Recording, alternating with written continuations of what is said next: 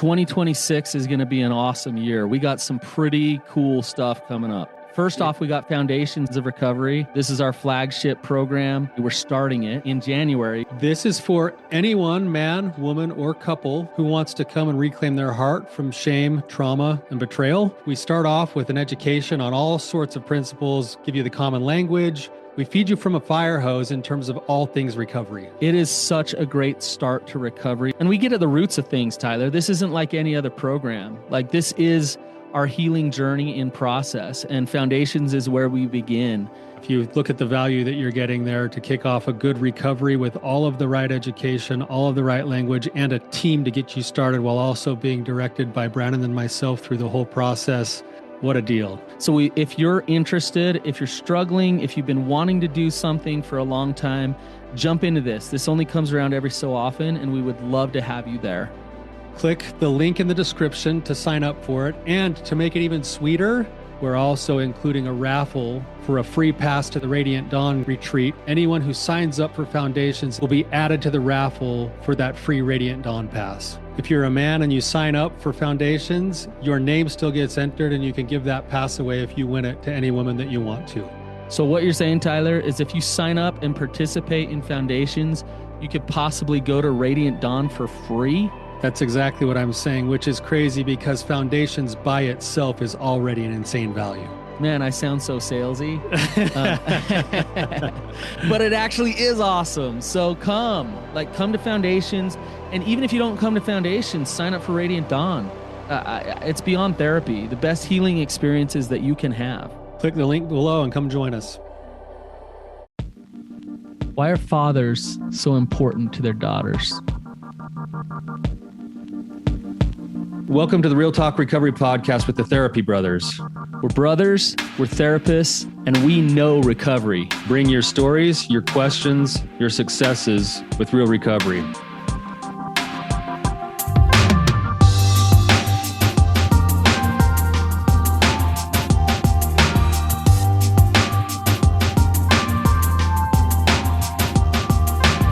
How's it going, man? It's going well. It's going good. Just kind of chilling. It's just good talking to you. You know, Monday mornings, I was thinking yesterday how it's just good to kind of, we record it, but every Monday we check in and we're like, hey, how was the weekend? And it got me thinking about like all the times I've checked in with you about kind of the weekend. And it's just like, man, that weekend was awesome. That weekend was amazing. And then it got me thinking about just my life of like, you know, day in and day out, I'm living it, but I'm just so blessed. And, you know, I love the weekends that I get to see the family. I love the weekends I get to go skiing. I love the weekends I just chill at home with my wife. And checking in with you kind of makes me stop for a minute, get mindful of it. So it's its own form of like what we teach our clients all the time, that you need to have connection with people that we trust and love. And I feel the same way, Brandon. And it's funny that you bring this up, and I know this isn't the direction we're going to go with the podcast, but I want to take just a minute and just speak this for a second because it's really been pressing on my heart lately. This weekend was great. We came and we got to witness your son get baptized, and then I ran home and we had some stuff to do with like Maddie's fiance getting ready for the wedding, getting all the stuff, all the minutia done with the wedding and stuff. But then that night we went to a little small town kind of like dirt track racing. Have you ever been to dirt track racing? no. Oh my gosh, Brandon, it restored my faith in America. Nice. Like, it was just a beautiful, like, it was so fun. We just laughed the whole time, had a great time, just got to be out and actually enjoy like what the summertime is all about. And, you know, it was awesome. And then the next day went to church, which I'm always grateful to be able to go to church. And then that afternoon I took my family on a hike, and we went on this hike where we were hiking through really green, like forest, but then there were patches of white snow. And you could feel the heat coming from the top to warm you, but you could feel the coolness from the snow coming that's up. awesome. It was just this like beautiful experience. And I sat down with my wife later that night and was just like, you know, I sit here and I'm constantly trying to strive to be better, to do better, to make more money, to build a business, to help people, whatever it is.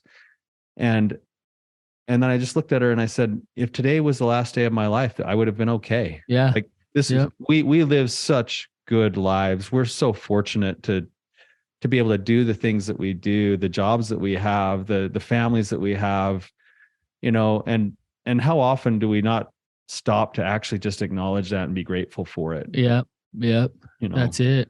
And life's precious too. So every day, to stop and do that, I think is important. So, it's interesting too about your day, and it is you went up in the mountains behind your house. Like, you didn't go on some fancy schmancy vacation or whatever, but you had an incredible day just right there, and it's right at our fingertips. And not that the mountains are, I mean, they are for me, but what you're getting at is that the savor of life, the stuff that adds seasoning and beauty and vibrance, is actually all around us. Yeah. Yep. If we just take the time to see it. It's like when my son smiled at me on Saturday, after his baptism, like, it's just simple things like that,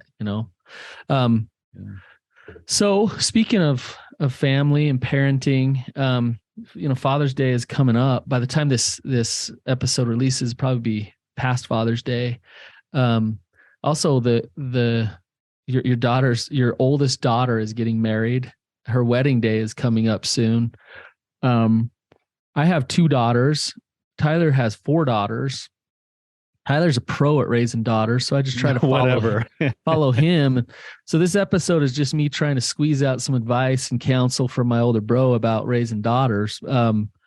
But as 2 men, like, we really understand that the father-daughter relationship is very important. And we just wanted to talk about and maybe give some important things to consider when it comes to raising your daughter as a father. So, Tyler, where do you want to start? Yeah, Brandon, first I want to start by saying I don't have it all figured out. In fact, we're kind of doing this episode to maybe do some exploration, but also we get this a lot.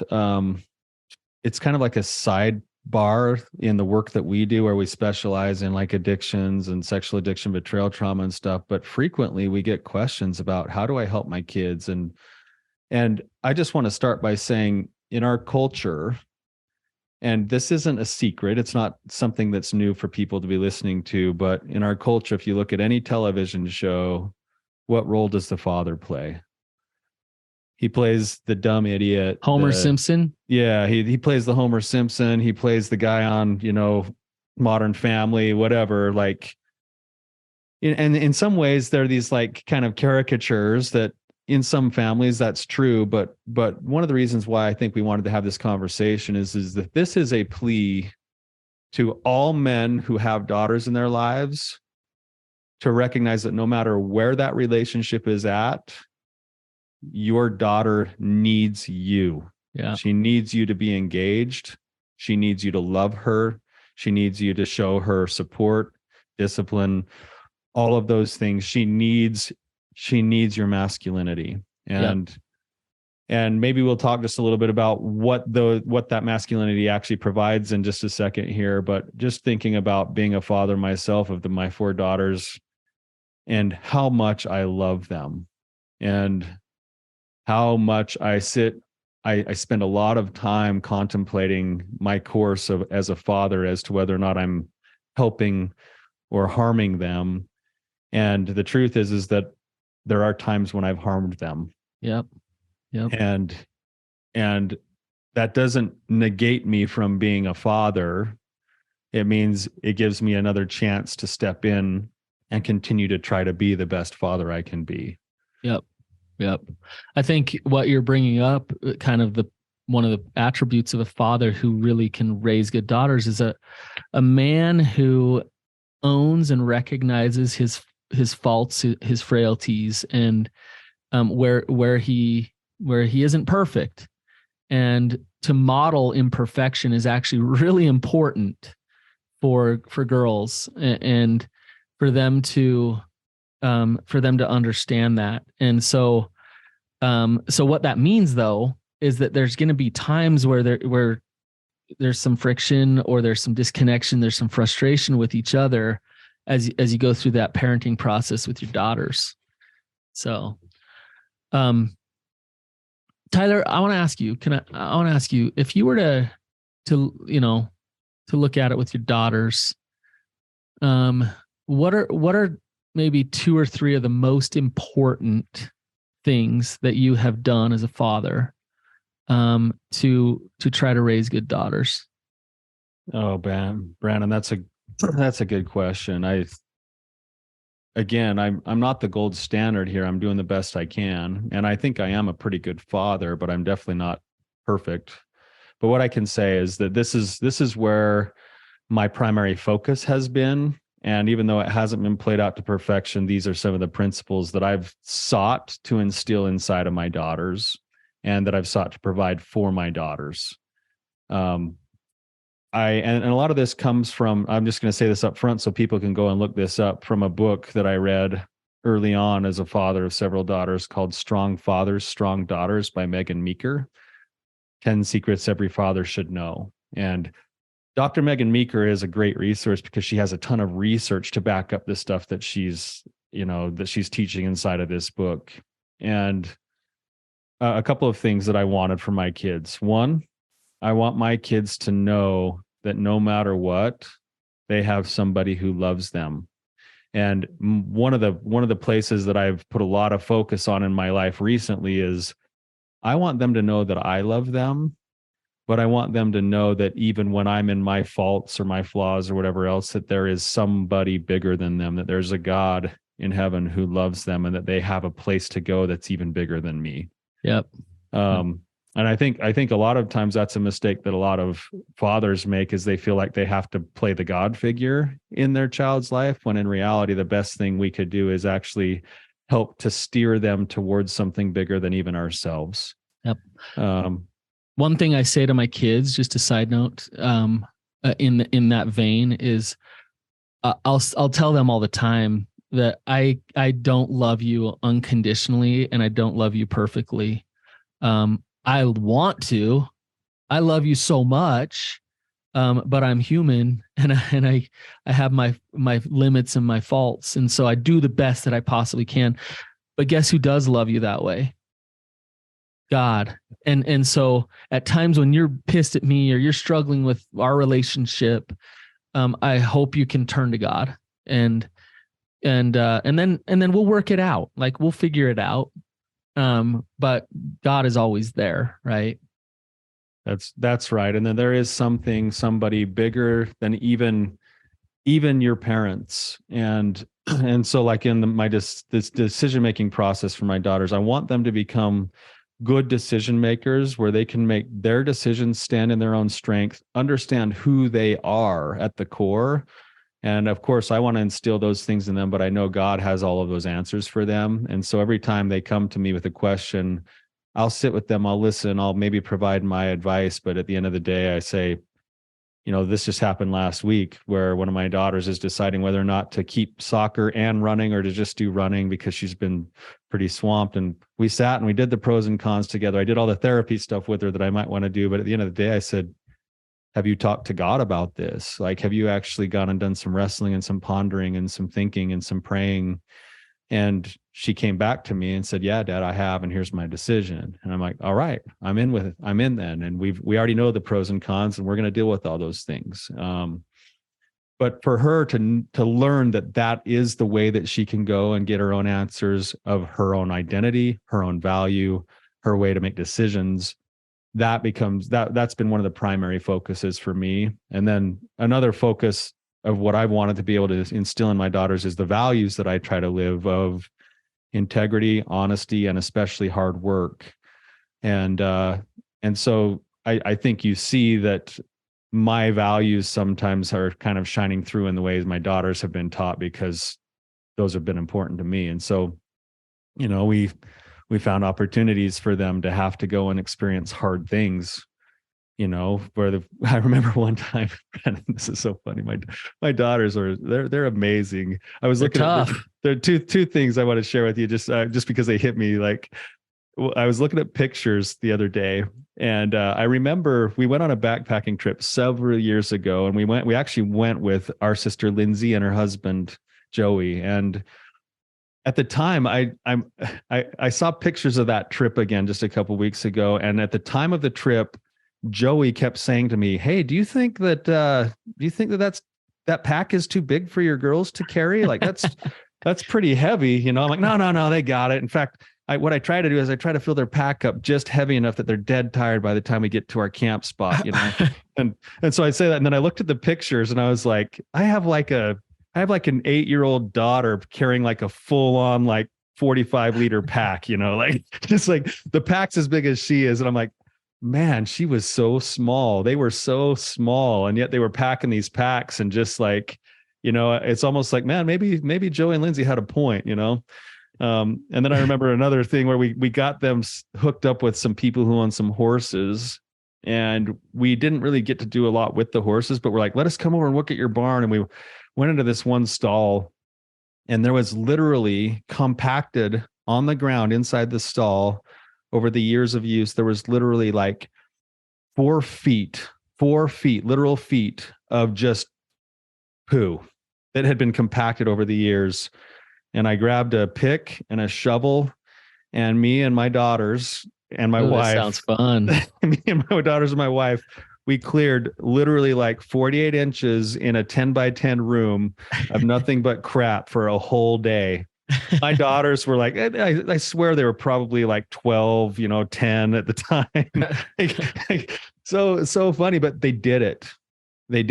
And I think that what that did is it instilled in them, oh, I can do hard things, and I have a work ethic. And now they have no problems being able to go into the workplace, and they're the first person that the employer wants to call when there's another shift that needs to be picked up or whatever else. And it's because those values, we've worked really hard to try to instill that in them. So those have been probably the primary focuses for me. And then of course, as a father, I'm kind of old school with what I've learned, but I want to be able to show leadership.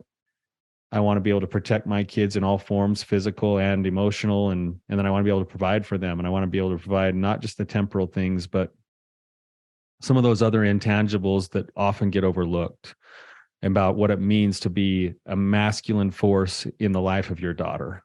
So I want to definitely come back to how important your masculinity as a father is to raising your daughters. That's really important. But I just want to take a step back. Something you're talking about here. You don't want to obviously go inflict harm on your children. You're not trying to do that. But I think a lot of times one of the problems is as parents, we think we're being good parents when we take away pain from our children. And, my sister-in-law just did a girls' camp. She took like 20 girls up camping, and she came home. She sat on the couch and she said that was really disheartening. How many of those girls could not do anything hard? They couldn't deal with their emotions. They couldn't even go on a hike.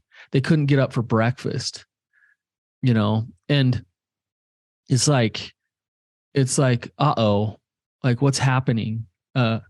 Women are tougher than men. Women are tough, and we need tough, strong women. I mean, women give birth, right? Yeah. I think a couple stories. My daughter just recently was in a play, and they were going to chop her part out of the play that she had worked really, really hard on because the orchestra couldn't learn the music. And she just felt like it wasn't fair, and this wasn't okay. And this was, and so she came to me and she's telling me about it. And I'm not saying this to toot my own horn, but the principle is what I want to get to. And it's what you're talking about, Tyler, is what I did was I empathized a ton. I listened. I validated how she felt, and she got to get that out with me. But what I didn't do is go right into that orchestra teacher or that drama teacher and say, you better put that back in. What I did do is turn to my daughter and say, you're feeling like that's not fair and that should be put back in. What are you going to do about it? And she looked at me and she's like, well, I'm going to go to them and I'm going to let them know that this isn't okay. Right, so that's what she did. And what do you know? They put it back in and everything was fine. Right. Yeah. Good for her. Thank That's goodness. awesome. Yeah. But the point is in second grade, she started school. She had a strict teacher. She came home and she missed a full day of school because she didn't want to deal with her teacher. And I got home from work and she's hanging out on the couch because she doesn't want to deal with this difficult teacher. And there was literally 20 minutes left in school for that day. And I got her butt in the car and I drove her to the school and I said, go to class. And she was just this is the worst. She'll tell this story. That teacher ended up being her favorite teacher. So funny. Yeah. Yeah. But and you know what? My wife, bless her heart, she was nurturing her. She could feel her pain and she was trying to take care of her. And honestly, Tyler, my masculinity came home and I read the room and I read the situation and I realized some of that good structure and not force or not rigidity, but that structure of I care about you and I want you to learn how to deal with hard. I need you to go. I need you to go push through this a little bit. That's important.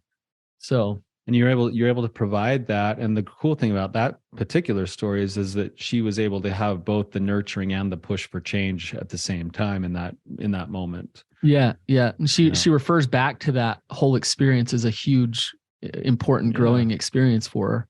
That's massive. Yeah. Let's talk about masculinity, Tyler. And it's interesting. We're talking about masculinity. We're talking about raising daughters. The research shows that a girl's and this, no pressure, dads, but yeah. Here it comes, guys. Get ready. And if you read the book, you'll even get it more. Yeah, a girl's self-worth, self-esteem, and self-confidence is directly correlated to her relationship with her father. Right. So that says something. It also they've done research and it's shown that if and this isn't single fathers who really do their best raise more resilient children than single mothers do. And that's not a slight on women or mothers or anything. The point is that having that father in the home and that presence helps create that resiliency. Right. It creates that structure and stability. So some of the things that fathers provide that are kind of built in, and this is stuff that's been researched, is number one, fathers do provide, you probably hear this all the time, like you get to be the fun parent. Fathers are known to be the ones who are responsible for rough and tumble play, for dad jokes are a real thing. Yeah. For additional risk taking, teaching kids how to assess and take risks. Some of the other statistics that are interesting for fathers, and this is a plea again, not to make every guy listening to this go, oh my gosh, I'm failing at everything, but more like a call up and a call out and to see your value, that you're needed. That the research is showing that a girl as she grows actually learns as much about her sexuality from her father as she does from her mother. Right. Not in a weird way, but it's in a different way. Right. And also that you will have a direct bearing in your relationship with your daughter on the kind of man that she ends up choosing to be within her relationship. Well, that's why your daughter is marrying you. It's so funny. Like Rhiannon was kind of creeped out the other day. It's a little weird. Like the more that I get to know Carson, it's like Maddie's marrying your clone. I'm like, oh, I don't know. Well, we already know what's gone on for us, so get ready, guys. At the wedding, I'm going to go up and ask him to recite me a poem. He may actually have some at the ready. So be, it's that uncanny. It's been kind of funny actually that it's turned out that way, at least on this first one. But to be fair, a daughter learning how to be treated by a man has to come from being treated by a man and also watching how that man treats her mother. Yep. And she will learn either for better or for worse based on that relationship. Have you heard that song about I want a man who treats me like my father treats my mom? Oh yeah, I heard that song. Yeah. Yeah, it's that same principle, right? And I think girls think about it. Like if I never hit my wife, which I do not, and my daughter goes on a date and the guy's acting like it's okay to hit her, she's out the door. Forget that, because that's not what good dudes do. Right. Exactly. Right? If she comes from that, and that's the example that she's gotten, then she'll accept that. So, Exactly. Yeah. Exactly. I'll just throw one more thing. This is all just kind of statistics kind of based stuff, and then we can talk more any way you want. Is that as daughters get older, there's a tendency for men to sort of like pull back from those relationships. And it's actually been shown that daughters desire and want the wisdom of their fathers as they get older.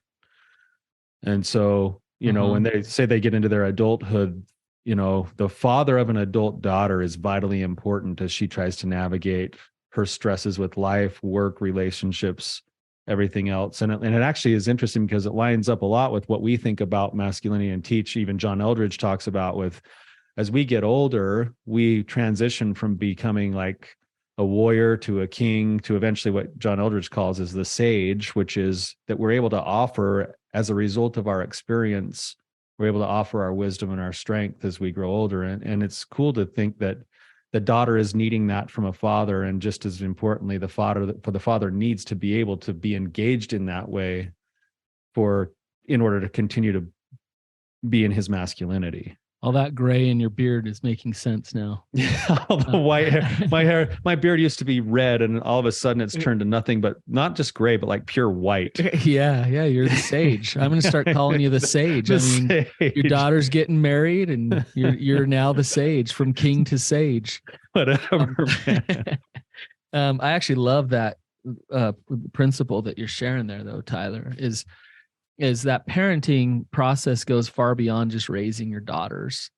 And, yesterday I had a good friend whose daughter's kind of struggling, and he had a great idea. And he said, so what he did is he just got me, I'm a therapist, and he got some other friends with daughters who are junior high age, just going in. And we all got together last night for an hour and a half, and we just, as dads, and we just talked to our daughters about things, and we had the daughters talk to each other, and cool. And they were saying things like, hey, you're not alone in your feelings, and you're uniquely beautiful, and you're you, and you're okay. And it was this really good experience. But you know what I think the most important part of it was that there was 5 men there, just sitting there with their daughters, of, we are here for you. We are, you have this support, you have this strength here for you. So you're navigating some murky waters here, some treacherous stuff coming up in your life, and we get it, and we got you. And that masculinity. So when you think of masculinity, we say this all the time, femininity is about free flowing. It's about creation and discovery and those type of things. And in order for the feminine to really feel safe to go do that, there needs to be some structure. And so the masculinity is more the tree, the femininity is the wind. If the wind doesn't have anything to push up against, then it doesn't know what it is. And it's the same thing in marriage. It's a little bit different, but it's similar. With fathers and daughters, your daughters are free flowing, and they need that rooted tree. They need that solid ground next to them so that they can truly discover who they are. And that's how masculinity comes into play, so that they can develop into the women that they truly can be. Right? Does that make sense, Tyler?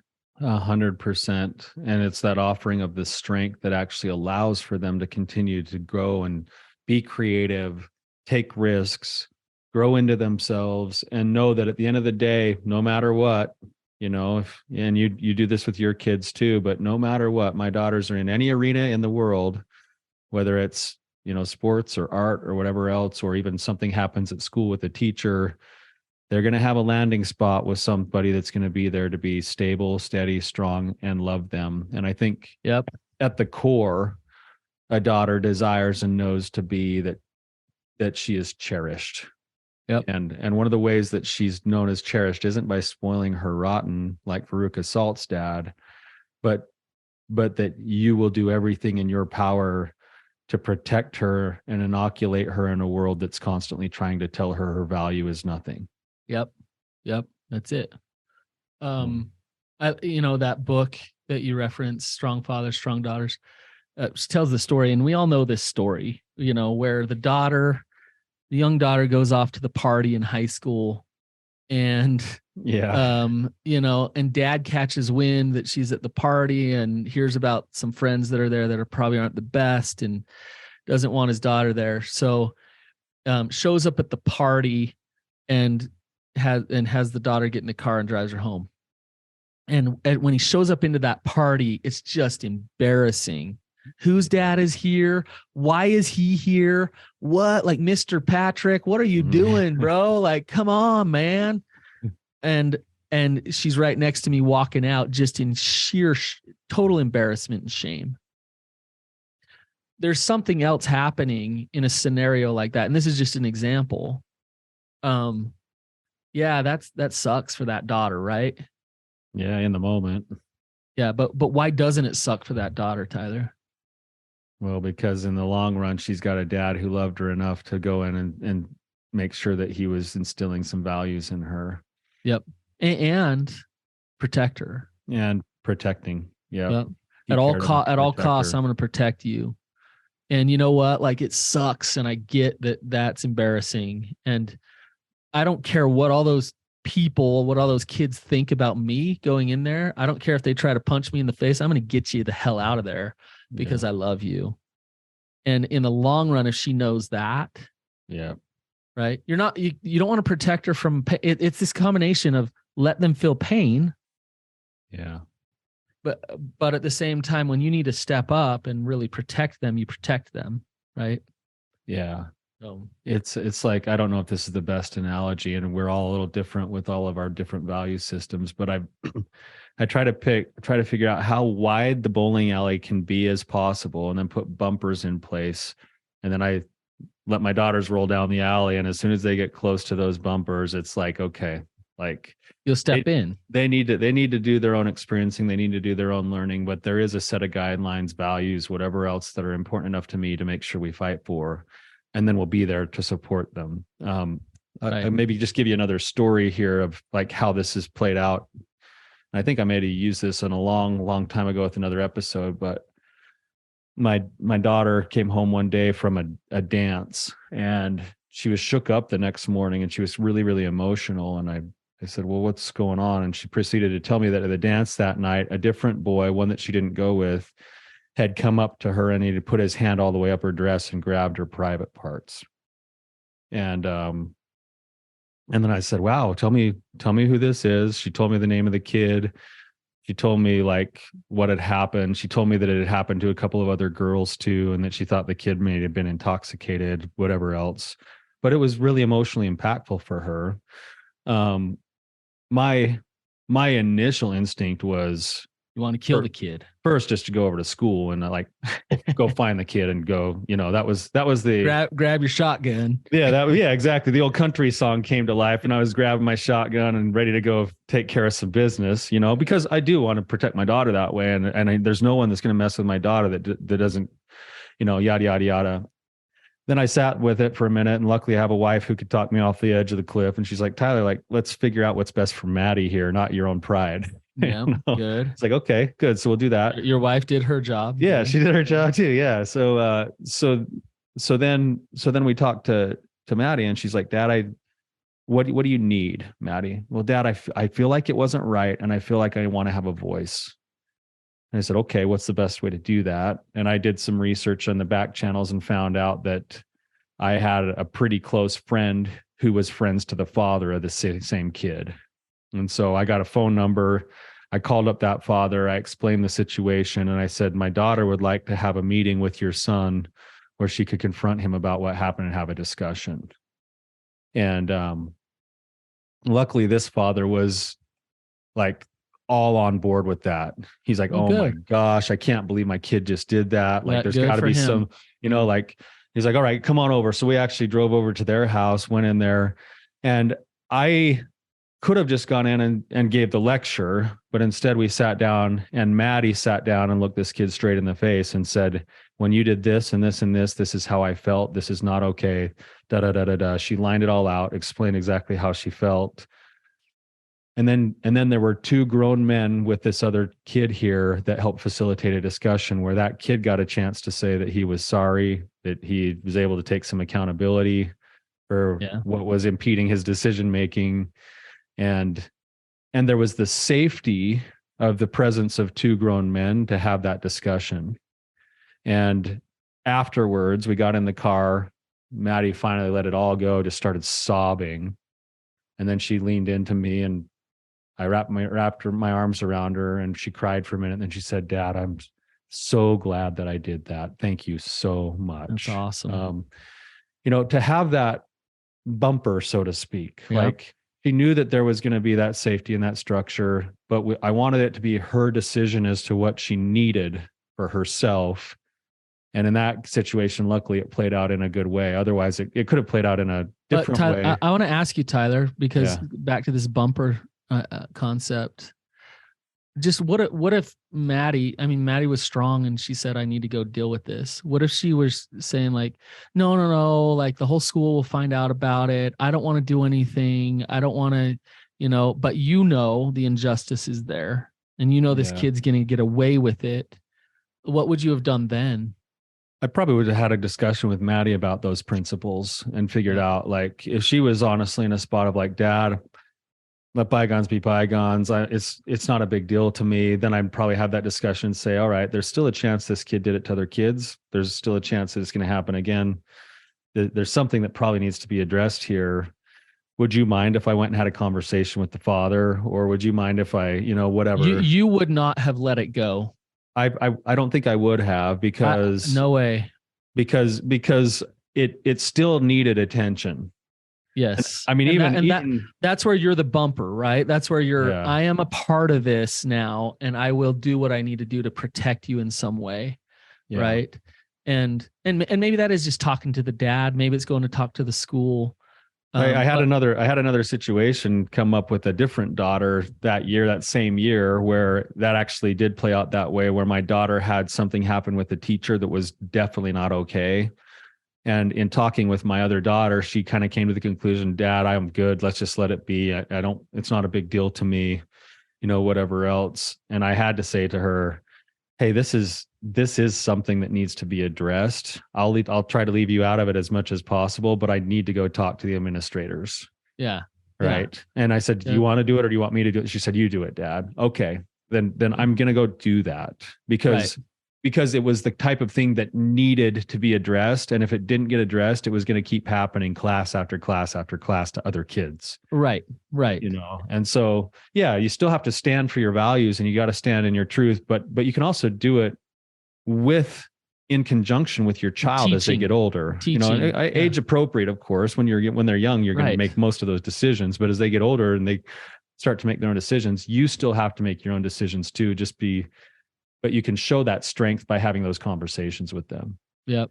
So, just to brag a little bit. So I went to my daughter's piano recital yesterday. And this is after that meeting that we had where we had these. So at the end of the meeting, my friend comes up, my daughters kept commenting, and my friend comes up and is like, wow, you got 3 therapists in your family, huh? She's a little therapist. Both Sandy and Lacey. We're like, they know the print. We were talking about emotions, and they knew everything about it. And then we went straight to their piano recital, and they just both played this beautiful music on the piano. And I tell you what, man, like, it's hard work to be a dad, but it pays dividends. And there's nothing better. There's nothing better than having those bonds and seeing my daughters thrive. And so it's worth it. It's worth doing this hard work. It's worth parenting. It's worth stepping into it.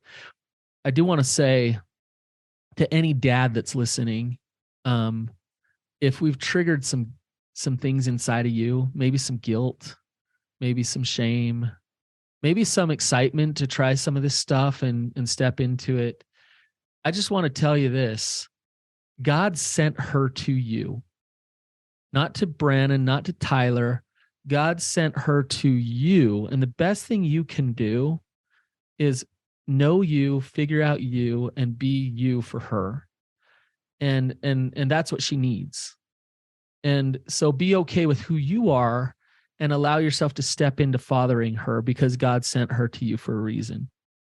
Amen, Brandon. And I would even take that a step further and say that regardless of the reason why, whether it's the world sending you the message that you don't matter, whether it's your own shame that's getting in the way, the more authentically you live and the more committed you stay to being engaged, it's going to take work and effort, but the more you committed you stay to being engaged with that, you were called by God to do that. Yes. Like you're being called up, and it doesn't matter if you're wounded or sad. Get in the game, get engaged with your daughter and stay engaged because she needs you. Yep. All right, Tyler, I want to ask you before we go, No. leave the audience with what's the latest daddy-daughter wedding song that you've been listening to? Oh man. Which one brings the most tears? Oh gosh. Like, yeah, we've been like tortured. I think we mentioned this in another episode. Like my future son-in-law is the one that sends me most of them. He finds all these like songs of like, butterfly kisses. Yeah. Or Stealing Cinderella. There's a new one that's really been hitting me hard that he shared with me. I don't remember who sings it, but she's talking about how they've come over and visited, and then she's telling her dad, "Hey, I'm not staying here tonight. I got a new man who takes good care of me, and I'm going to be leaving here." And like, it's like, oh gosh, like, so yeah, I get all of those right now. Yeah. Yeah, it's funny you're getting those. Like there's the ones, I forget the country song, but where the dad's sitting and he's singing to the boy who's trying to date his daughter, and he's just talking about how he's sitting here just cleaning his gun. Yeah, I'll be here cleaning my. Go have fun, do whatever you want. I'll just be here cleaning my gun. Like, yeah, exactly. Yeah. So no, yeah, it's great, man. It's a good time of life. And in fact, by the time this episode launches, it's probably going to be like a day or two away from the actual wedding itself. So it's kind of crazy. It puts your life in perspective a little bit, these kinds of moments. And it's been a good life so far. Yeah. Happy Father's Day to everybody out there. Yeah. And have a good day. We'll see you later.